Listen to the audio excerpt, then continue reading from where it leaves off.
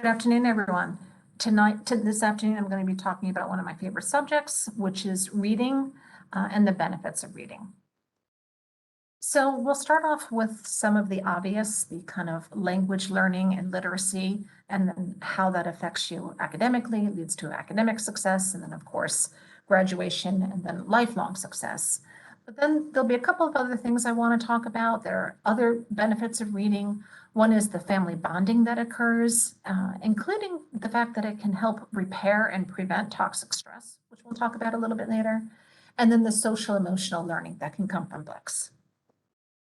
So the obvious, of course, is that if you read to a young child in infancy and preschool years, that child will have better language skills when they enter kindergarten, enter school, and that will lead to higher reading, higher literacy, and again, graduation. Just a couple of reading facts before we get started, and these are kind of concerning that 32% of fourth graders actually read below a basic level.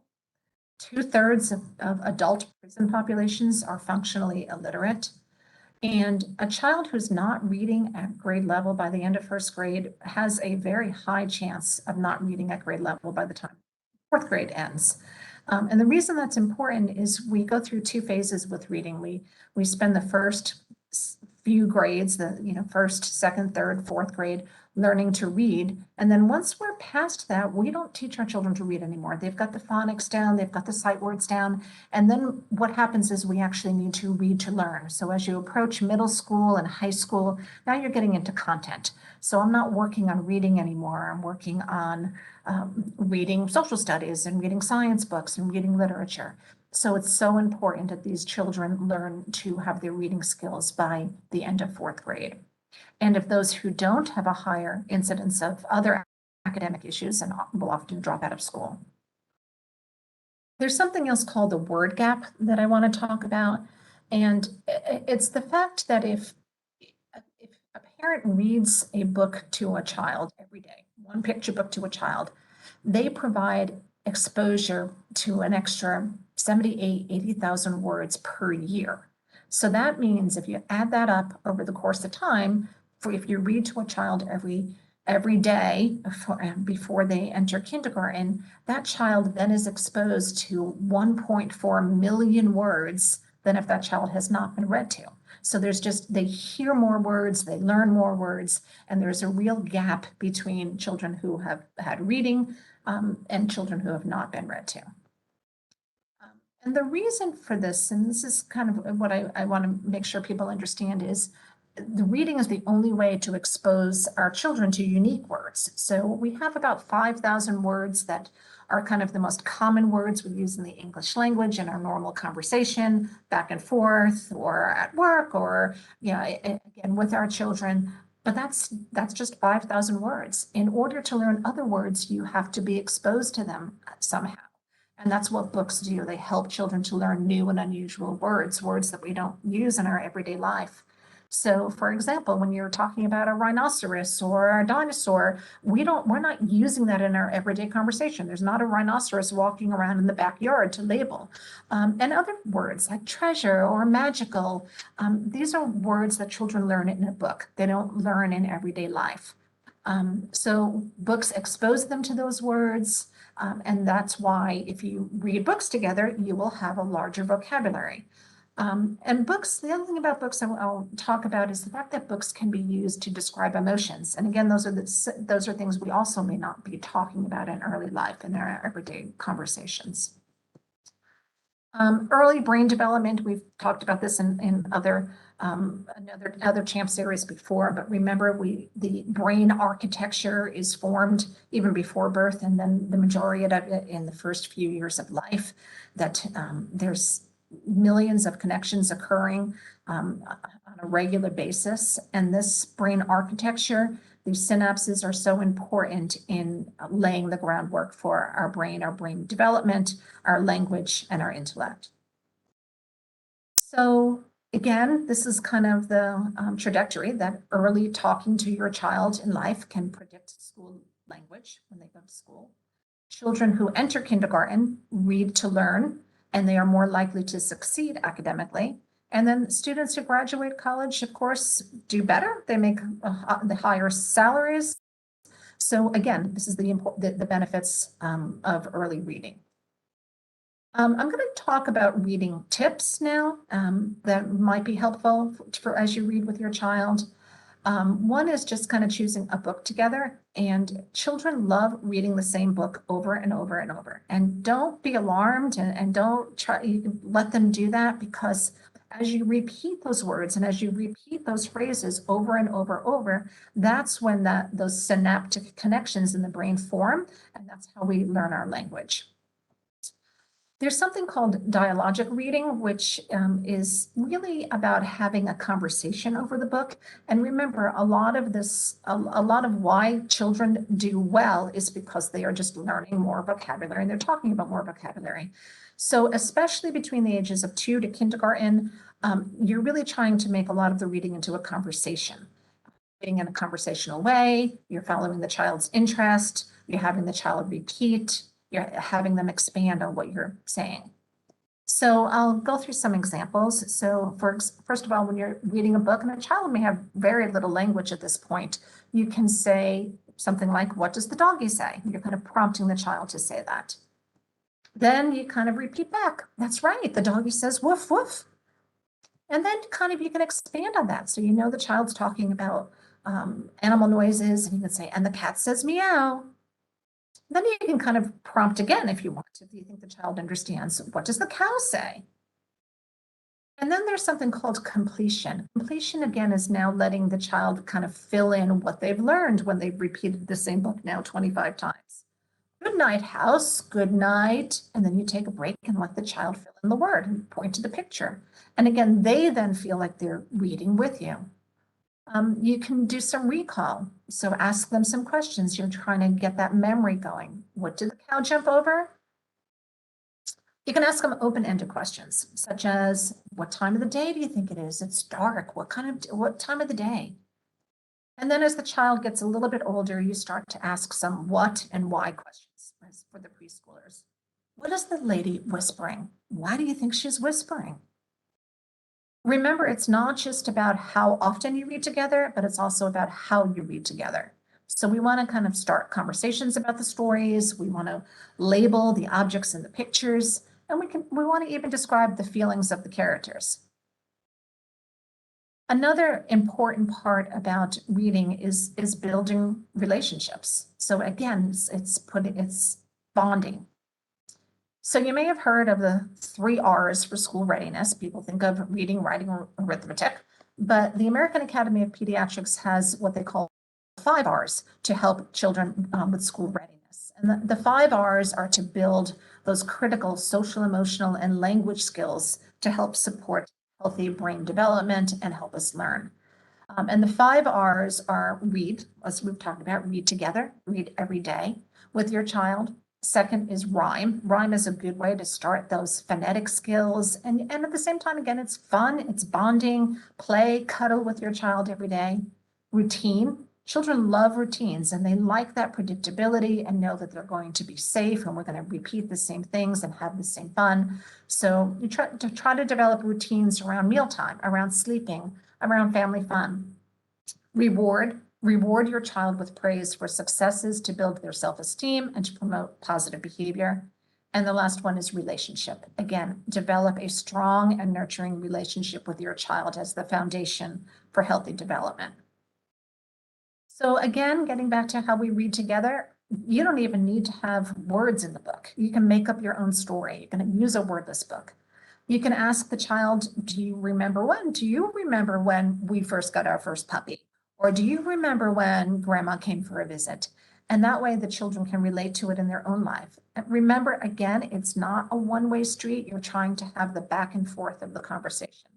In fact, there is no requirement that a story has to even be read. You can take out the book and you can give the child just a chance to talk.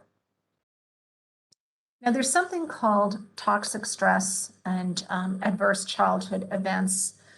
So research has shown that children who have been exposed to what they call adverse childhood events, and that's a trauma, basically, in their life, and that could be That could be a child abuse, that could be poverty, that could be divorce, that could be a natural disaster, anything that really creates a lot of stress in a child's life, and that children can have what's called a prolonged physiological response to that stress. So in other words, those stress hormones remain elevated and get to the point that they cause a toxic type of stress. And that toxic stress can disrupt early brain development. It can cause long-term health problems, result in adults having depression, cancer, diabetes, asthma. So we're starting to become more aware of these effects on a young child and trying to prevent them. And what we do know about toxic stress is there are protective factors to stop that toxic stress on the body. And reading aloud is a positive childhood experience. So studies have demonstrated that positive child experiences, including reading aloud, together regularly, singing, telling stories, playing with peers, having family meals, all can lessen the effects of that adverse childhood event that may be happening on the social emotional deficits and risk for developmental delays and subsequent health issues. So again, continuing some of our reading tips, children love laughing at silly stories. So sometimes it's fun to just get a silly book and make it fun, change your tone of voice, point out the pictures, make up your own story. Again, getting back to those wordless books, you don't need to necessarily have a scripted book. Find a good time to read where you're with your child. And it's okay if that child doesn't sit there. You're reading and then he walks away. You can still tell that story. So again, when, how long, parents will often ask me, what do I do? My toddler won't sit there. My child with ADHD just doesn't seem to have the attention span and doesn't listen. And it's okay to read just for a few minutes. Even if a child gets up and walks around, you can continue the story, or you can say, okay, let's finish this later. You don't have to finish a book all at once. Should reading all be at bedtime? Well, bedtime's definitely a nice bonding time. I think everybody likes that, and then it's a nice routine. However, there are some parents who are still working that can't do that. They are tired at the end of the day. So maybe during the day is a better time to do reading. So just make sure you can read a book, and but probably end up on a calm book so the child's not too overexcited when they go to sleep. Again, reading just a little bit every day adds up over the course of time, and that benefits kids as they grow. Take books with you, read a joke book, read a series, read some graphic novels. Parents will often ask me about electronic books and screen time. So there's a couple of things that we do know. We do know there is a relationship between screen use and reading. So the more screen use you have, the less reading there is. And that starts at an early age. Again, less reading, more screen time, child's less likely to read. And I see this all the time with my patients. A lot of times the kids are really good readers when they're in kindergarten, first, second grade, and then they come back in middle school and they're not reading anymore. And that's because the electronics have taken over. So try to limit the games or use the games as a reward for some child reading. What about electronic books? And I think there's clearly a place for electronic books. Again, we're working on the language. We're trying to keep the language going. I think there's times for electronic books. I know when I read to my nephew, he lives at a distance and we're doing it over Zoom, and an electronic book works the best. But videotaped analysis of reading interactions between parents and toddlers show that there's higher quantity and higher quality of reading interactions when the book is in print compared to the electronic books. Just again, continuing with our tips, before you go out on an outing or trip, consider reading about it ahead of time. For example, if you're going to go to the zoo, you can get animals and read about that. And then you go to the zoo, and then sometimes you can then read again about the zoo and the animals that you saw. Make the reading environment fun. Sometimes kids are resisting reading. Try making it into a fun thing. Make a blanket into a fort. Get a little flashlight and go into a little fort and do your reading. Or make a reading nook with pillows. On long car trips, try to listen to audio recordings of books. Again, that will Those can be exciting, and it still introduces language. So the last thing I want to talk about is the social emotional learning and character education that goes on in books. So we have children who sometimes they're learning about their emotions, they're dysregulated, they're having some behavioral issues, and this is a good time to take out a book and talk about anger, talk about lying, talk about being mean or interrupting or whining or hitting, because you can use that as a forum. So there's a story, and then you can apply that story to their real life. So you're reading a book about a child teasing their little sister, and you read the story, and then you can say to your child, remember we read the story about how when the little boy was teasing his sister and how she felt and what they did. Again, providing a forum to talk about some of the emotions we need to talk about and behaviors. Sometimes we need help with topics that we don't really know how to discuss with our children. How do we talk to them about death? How do we talk to them about sickness or divorce or the new baby coming? Or maybe we're going to move, or natural disasters, or some of the injustices in the world, adoption. There are many that we just really don't know how to address with our children, and a good book and a good story can help with that. I love when children can relate to the characters in books, and sometimes things like fears. So a child is anxious and they read about another child who has a similar anxiety. It's very relatable for them. Or the child's very sensitive and they read about the character who's also very sensitive. Or the child who's feeling lonely or bullied, and they may not even express that to the parent, but they can see that in the characters in their books. And as they see that, they can see themselves and they can relate to the characters, and they know that they're not alone. And then they may be also more willing to talk to you about those things. I think books provide an opportunity to show us what empathy is like. There's power in these stories that show a lot of situations that show empathy. It also can bring out some character traits like being kind and compassionate and empathetic. So in summary, again, read and have fun. Read out loud with your children throughout elementary school. When they enter middle school, high school, again, if they'll let you read out loud with them, I think that's great. If they don't, just consider reading the same books that they are reading. And that helps them. It helps you if you need to teach them for school. And also it still gives you something to talk and bond about. And always role model. Let them see you read. Children role model after their parents. So the more that you read, the more things you will know, the more places that you will learn, and the more that you will learn, and the more places you'll go. Dr. Seuss. Thank you.